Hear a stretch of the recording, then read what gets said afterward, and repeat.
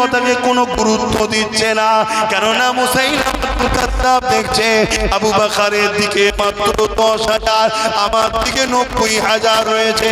এই জন্য মুসাইলামাতুল কাজ্জাব সে চিন্তা করে নিল এই সুযোগে আবু বকর ও তার বাহিনীকে মেরে শেষ করে দিতে হবে। এই ইশারা করে দিল। আচমকা সাহাবাদের উপরে মুসাইলামাতুল কাজ্জাবের বাহিনী হামলা করে দিল। যখনই হামলা করে দিল আচমকা কিছু সাহাবা ভাইরা শহীদ হয়ে গেলে, কিছু ভাইরা আঘাত পেয়ে গেলে। হযরত আবু বকর সিদ্দিকের দিক থেকে আবার আওয়াজ দিয়ে বললে, এ নবী সাহাবা করো, যেমন জুলুম করা ইসলামে হারাম, জানকে বাঁচানো ইসলামে ফরজ, এই ডিফেন্স শুরু করো। যখন সাহাবারা ডিফেন্সে নেমে গেল, একদিকে 90,000 আর একদিকে 10,000, আবার আচমকা হামলা করে 10,000-এর কিছু সংখ্যা শহীদ হয়ে গেছে। এরপর আল্লাহ বিজয় আমার নবীর সাহাবাদেরকে দিয়েছিলেন। আরো জোরে বলুন সুবহান।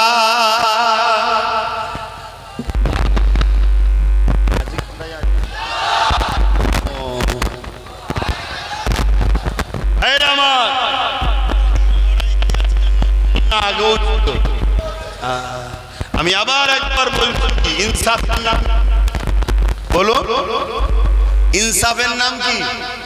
ইসলাম। তোকে খানা খাওয়ানো নাম বলো বলো বলো। অসহায়কে আশ্রয় দিবার নাম।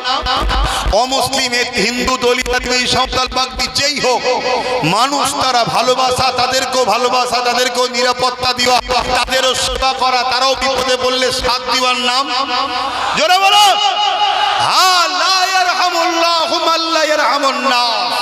আমার রাসূল বলছে যে মানুষের উপরে দয়া করে না সে আল্লাহর রহমত দয়া পাবে না।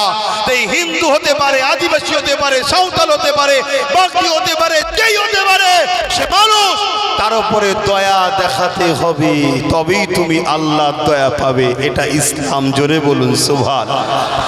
এই ইসলামকে যারা টার্গেট করে নিশ্চিন্তায় জেনে রেখে দিও, তারা মানবতার বিরুদ্ধে, সভ্যতার বিরুদ্ধে, ইনসাফের বিরুদ্ধে, ভাতৃত্বের বিরুদ্ধে, সম্প্রীতির বিরুদ্ধে, তারা একটা মানবরূপী পশু ছাড়া অন্য কিছু হতে পারে না। ঠিক না বেঠে? তোমার জানা না থাকতে পারে, জানো আগে। কোন বিষয়ে কথা বলতে গেলে আগে জানতে হবে, ঠিক তো নাকি? না জেনে বলে দিলে হয় না। তো যাই হোক, আজ আমরা ভারতবর্ষের মুসলমান, আজকে 15ই আগস্ট, তাই তো নাকি? 15ই আগস্ট আমরা অনেক সবাই জাতীয় পতাকা উত্তোলন করলাম, ঠিক তো? এই জাতীয় পতাকা 3টে কালার দিয়ে সেলাই করেছে যে, সেও কিন্তু মুসলমান। বলুন আলহামদুলিল্লাহ। এই ভারতবর্ষে স্বাধীনতার পিছনে সব ধর্মের মানুষেরই অবদান আছে, কোনোটাকে ছোট করছি না।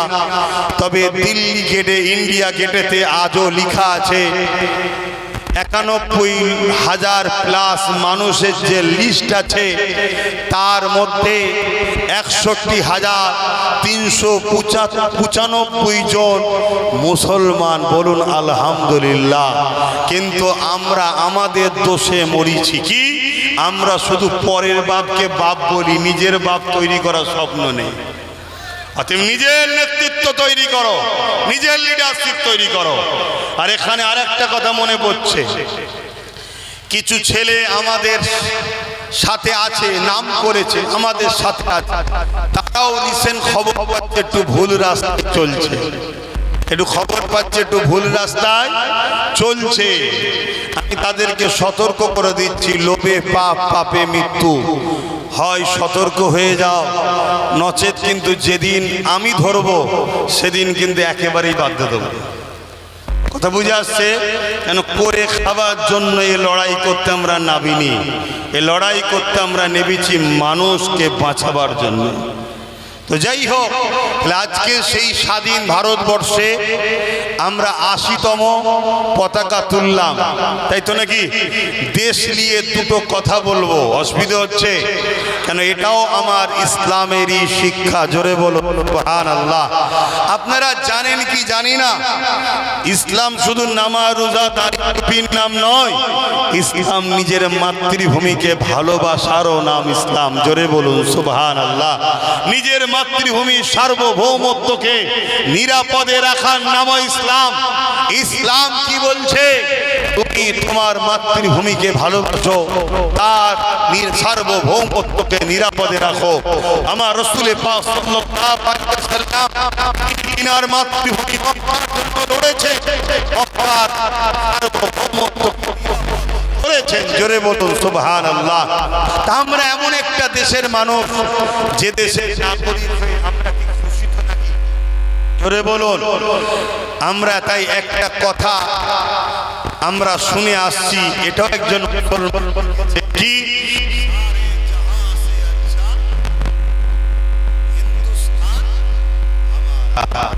सारे जहां से अच्छा,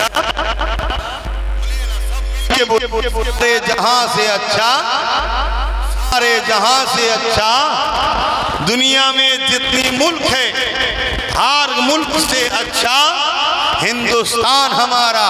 क्यों हिंदुस्तान हर मुल्क से सारे जहां से अच्छा हिंदुस्तान? क्यों? क्योंकि हिंदुस्तान हमारी बाप की मुल्क है। बोलिए सुभान अल्लाह। सबसे पहले जन्नत दो बशर आए हैं, एक आदम सफीउल्लाह, दूसरा अम्मा हव्वा अलैहिस्सलाम। तो প্রথম যে মানুষটা জান্নাত থেকে এসেছে, ওই মানুষটা এসেছিল আমাদের দেশে হিন্দুস্তানে। জোরে বলুন সুবহানাল্লাহ। তিনি কে? বলুন। আদম আলাইহিস সালাম। বলুন কে? আদম আলাইহিস সালামটা আমাদের কে হয়? জোরে বলবেন তো? আমাদের আব্বা জান। জোরে বলুন। তো হিন্দুস্তান हमारी बाप की मुल्क है। এটা আমাদের বাপের দেশ। আলহামদুলিল্লাহ। আমরা সেই দেশে এসে খুশি না বেজার? হ্যাঁ। তো সেই বাপের দেশেতে আমরা হিন্দুস্তানে ডাইরেক্ট জান্নাতের সঙ্গে কানেকশন। কেন? জান্নাত থেকে ডাইরেক্ট এসেছে হিন্দুস্তানে। জোরে বলুন সুবহানাল্লাহ। আরেকটা খুশির কথা বলছি, এজন্য হিন্দুস্তান সবথেকে ভালো। কেন? বাপ আদম আলাইহিস সালামের সাথে दोनों जहाনের সুলতান, নবীর নবী, আকায়ে দো আলম হযরত নবী মুহাম্মদ সাল্লাল্লাহু আলাইহি ওয়াসাল্লামের নূর মুবারক আদম আলাইহিস সালামের পেশিনা মুবারকে হিন্দুস্তানে এসেছে। জোরে বলুন সুবহান। আরো জোরে বলুন সুবহানাল্লাহ। অতএব সেই হিন্দুস্তানে আমরা এসেছি, জন্ম হয়েছে, এটা আমরা খুশি তো নাকি? তাহলে এই হিন্দুস্তানকে ভালোবাসতে হবে, এর সার্বভৌমত্বকে নিরাপদে রাখতে হবে, এই দেশের দিকে খেয়াল রাখতে হবে। এটাও আমাদের দায়িত্বের মধ্যে আছে না? না। কিন্তু দেশদ্রোহীর সাথে দল করে, চোরের সঙ্গে দল করে, সমাজ সঙ্গে দল দেশের উপর এটা। তো যাই হোক, আমি সংক্ষেপ করব। তার আগে একটা ছোট্ট কথা, দোয়া চাওয়া দরকার আছে তো নাকি? একটা ছোট্ট কাজ আছে, একটু কাজটা করে নি। যাচ্ছে যার যা খুশি একটু শরীক হতে হবে। অনেক বাধার মধ্যে দিয়ে জলসাটা হয়েছে। হ্যাঁ, এই দেখেন না কত মামলা দিয়েছে। 50টা মামলা দিল। কিয়ামতে হয়তো আপনি নাজাত পেয়ে যাবেন। কথা বুঝতে বলুন। এই জোরে বলুন তো। মুসলমানি কেন? এখন নতুন বাপ হয়ে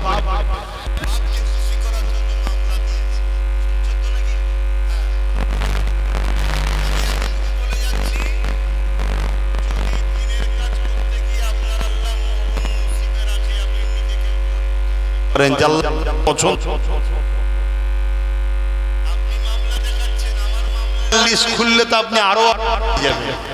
শুনছেন? আমারও প্রচুর মামলা আছে। কেন?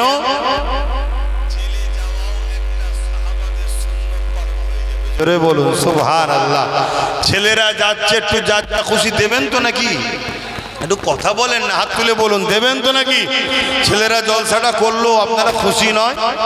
আবার বেঁচে থাকলে সামনে বছরও যদি করে আর আমাকে যদি করে আসবো, আপনাদের আপত্তি আছে? কার কার আপত্তি নেই একটু হাত তোলেন।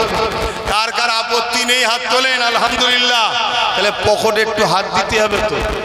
আর যদি কারো আপত্তি থাকে আলাদা,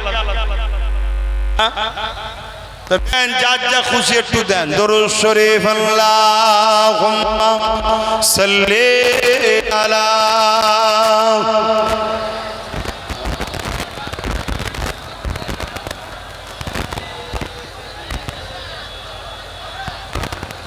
তোমাদের আবার কি হলো? এ কি অসভ্যতা! এই যে বললাম না, মার খাচ্ছ কেন? হ্যাঁ, ওই আল্লাহ চিটে তার আবার পড়বে। ছেলেরা যাচ্ছে, যার যা খুশি দাও। আর না সব ভয় আছে, সন্ধে হয়ে গেল। তোর তো ঘর আশপাশে, আমি তো কারো ঘর চিনি না। আমার ঘর তো অনেক দূর, আমি তো রয়েছি এখন। হ্যাঁ, দাও ছেলেরা যার যা খুশি যাচ্ছে দাও।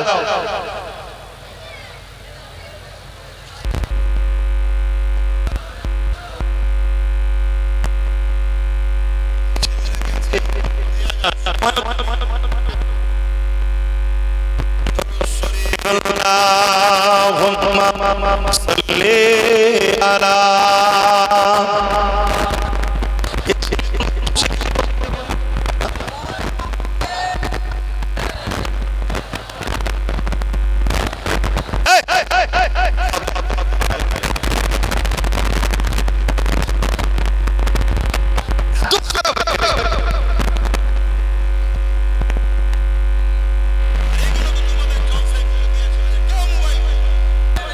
বস্তু দিয়েছিলেন কেন আপনারা?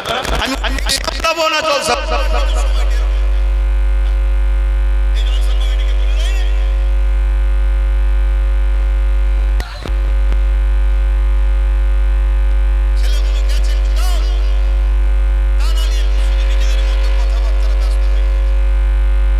এটাও তো দরকার আছে। এমনি এমনি জলসা হবে নাকি? আমাদের সরকার থেকে ফান্ড আছে নাকি?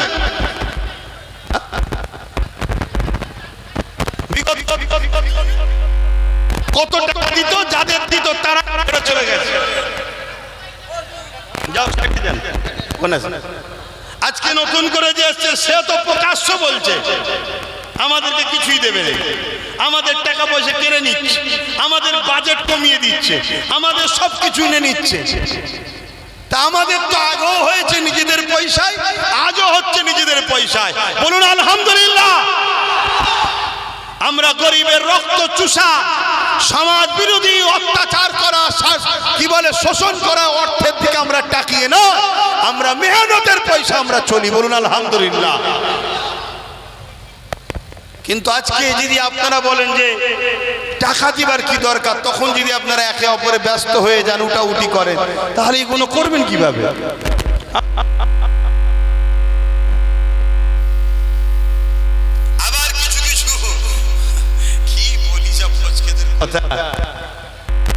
মনে রাখবে আল্লাহ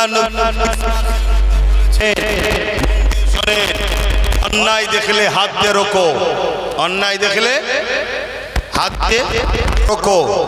যদি হাত দিয়ে রুখতে না পারো মুখ দিয়ে প্রতিবাদ করো, যদি মুখ দিয়ে প্রতিবাদ করতে না পারো অন্তর থেকে ঘৃণা করো।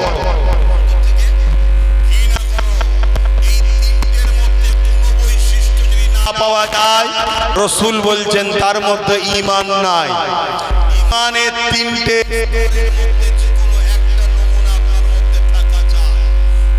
দেখলে হাত, যদি হাত দিয়ে রুখতে না অন্তর থেকে ঘৃণা করো, এই মুখ দিয়ে প্রতিবাদ করো, যদি প্রতিবাদ করতে না পারো ঘৃণা করো। আমার হাত দিয়ে রুখার ক্ষমতা নাই। আপনারা যদি 91% গত সরকারকে না দিয়ে যদি আমায় দিতেন, 100টা যদি হয়ে যেত, আজকে যে বড় বড় ডায়লগ দিচ্ছে না, ও কবে গাছে বেঁধে ফেলতাম। শুনছেন তো নাকি? হ্যাঁ, অত সহজ নয়। এদের কারো বাপের জাগির নয় যে যা খুশি তাই করবে। সংবিধানের বিরুদ্ধে কোনো কথা চলবে না। কথা শুনছেন তো নাকি? তা তো কিছু তোমরা করলেন না। তোমরা যা করলে, যাদের পিছনে ছুটলে, তাদের তো কোনো খবরই নেই। তারা সব এখন ভালোবাসা খুঁজছে, এর সাথে মিশবে না ওর সাথে মিশবে।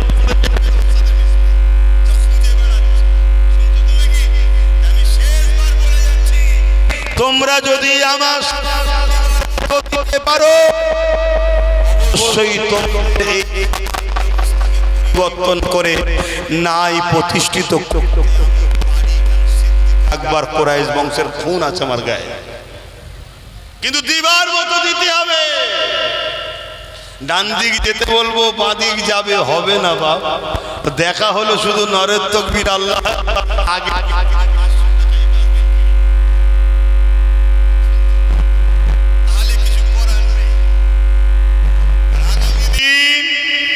এত ভয়ানক দিন আসছে, আমি আর বেশি বলবো না, সব তো বলে দিচ্ছি। নবী বলেছেন, তোমার মাকে যখন সমাজ গুরুত্ব দেবে না, তুমি তাদেরকে বেশি করবে, তাকে বুঝাও। আমি অনেক বলেছি, আজকে এতটুকু বলে যাচ্ছি, ঐক্য হও, একতা হও, ন্যায়ের পক্ষে জুলুমের বিরুদ্ধে। সেই জুলুমটা যদি কোনো নামদারি মুসলমানও করে, তারও বিরুদ্ধে আমরা লড়ব। আর যদি কেউ ন্যায়ের পক্ষে অমুসলিম থাকে, আমরা তাকেও সহযোগিতা করব। ঠিক তো নাকি? ন্যায়টা হলো হাকিকাত জিনিস। আসো সালাম করব, তা একটু সকলে দাঁড়িয়ে যাই। ইয়া নবী